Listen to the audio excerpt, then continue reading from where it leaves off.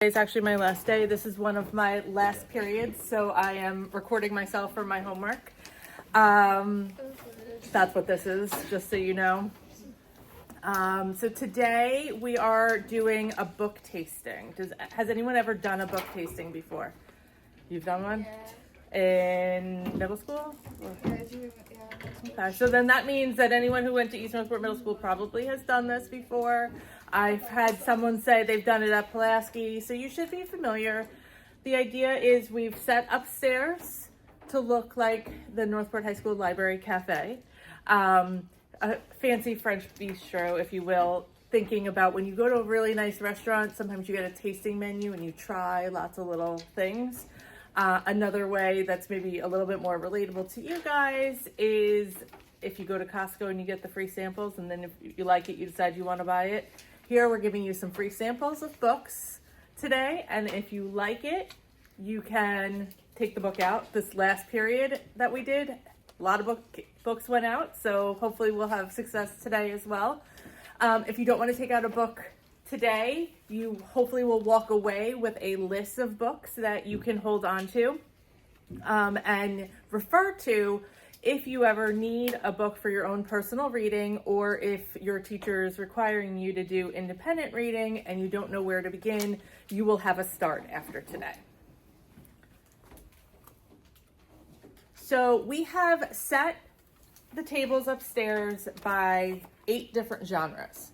And the genres or types of books follow the way that this library is ordered and organized. I don't know if you guys know this, but at the end of last year, Mrs. Cavalier genreified this library. Does anyone know what that means? Or did you know that? How are libraries typically organized? Like by the letters, like Alphabetical order by the author's last name, which is a good way to find books if you know what you're looking for, but it's a challenge when you don't know what you're looking for. If you need a book to read or you want a book to read, but you don't even know where to begin, and you walk up to stacks and stacks of books, all looking at the spines, all in alphabetical order, it can be overwhelming.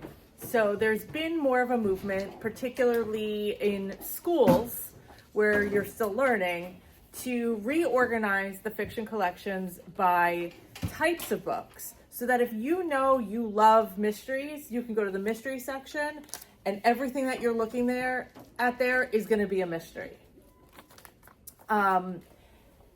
It's sort of more of a trend. It's more like if you're going to a bookstore, but hopefully it'll help you out. Obviously, there's always a librarian who can help you find a book. You could always use a computer and do a search, but this is just one more way to help you find books. Now, you have to know what kind of genres you like.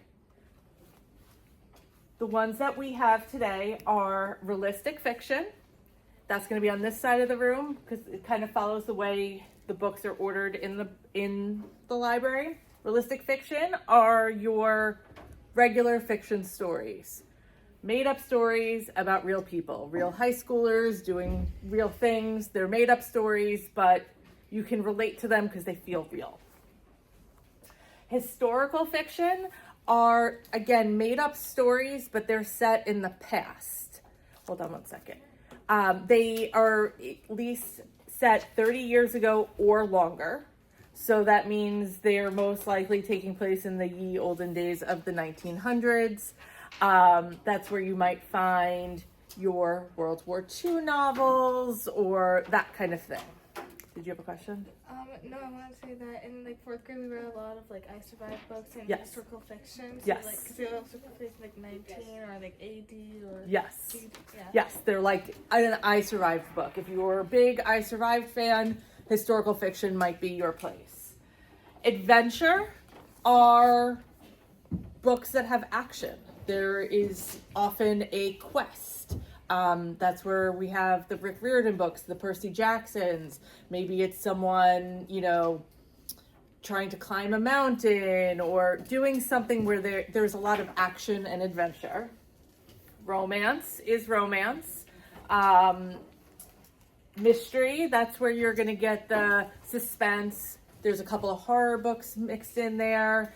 They're the page turners, the books you can't put down, the books that you want to know what happened, keep you on the edge of your seat, who done it, that kind of thing.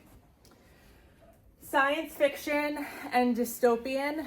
Science fiction books are books about science, maybe things that you can imagine science being able to do, or maybe science went wrong and there's stories that come out of that.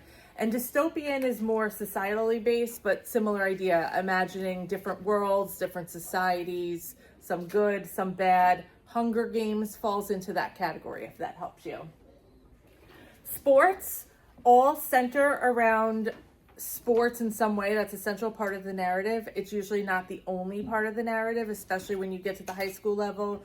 So it might be the football star, and what's going on at home, or, you know, a basketball star and a new relationship, or sometimes they build in some social justice or some other element to that book, but sports is at the center of it. And fantasy is your made-up world, so your Wickeds, Harry Potter, Percy Jackson we put in adventure. Okay. But creatures and made up wizards and all that kind of stuff. Fantastical worlds. In the book selections that we've done in each of the tables, there are a few graphic novels, there's some novels in verse, there are some shorter books, there are some longer books. So there should be something for everyone. If you have a specific request, we can certainly help you find something else if it's not on the table. So this is what's going to happen when we go upstairs. You're going to take a few minutes or a few seconds now to think about your top 3 genres that you want to explore. And it's really important that you are thinking about what you are going to be most interested in, not the person sitting next to you because you want to travel with them. Because what if you don't like the books that they like? Then you're getting stuck thinking reading's no fun. Try to go with what you think you will like, either based on books you typically read, shows you typically like to watch. So the first 2, go for things that you are reasonably confident is sort of your vibe.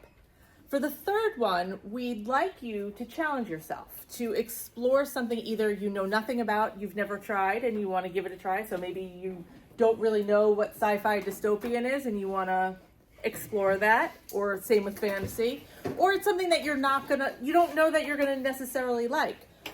If I were filling this out, I would definitely go for realistic fiction. Depending on my mood, I'd like a good mystery, I'd like a good romance, but fantasy is not my jam.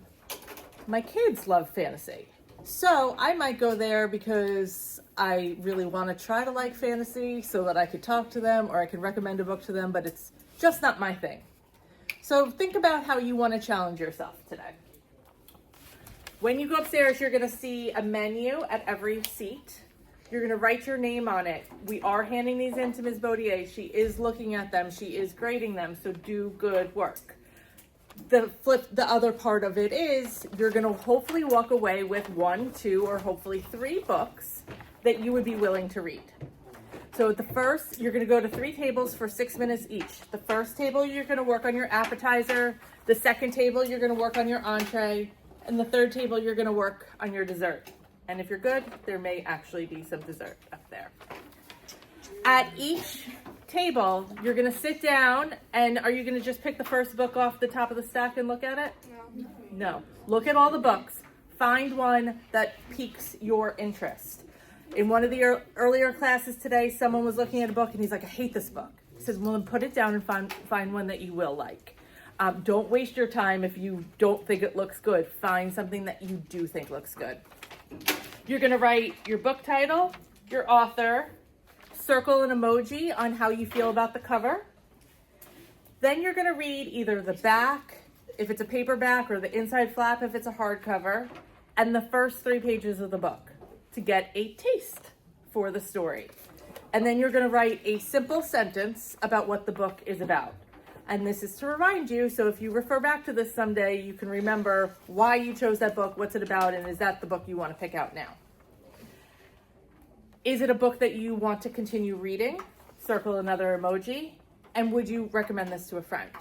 And that's important because you have to understand that there are going to be books that you'll look at and be like, this sounded interesting. Not for me. I don't want to continue reading it, but I think my friend would. Or, I love this book, but I don't know anyone else who would like it. Or, I love this book and I think my friend would too, and we can read it together. There's all those different scenarios. I might go to fantasy, find a book that'd be like, I wouldn't read this to myself, but maybe I'd read it to my son or tell him to read it.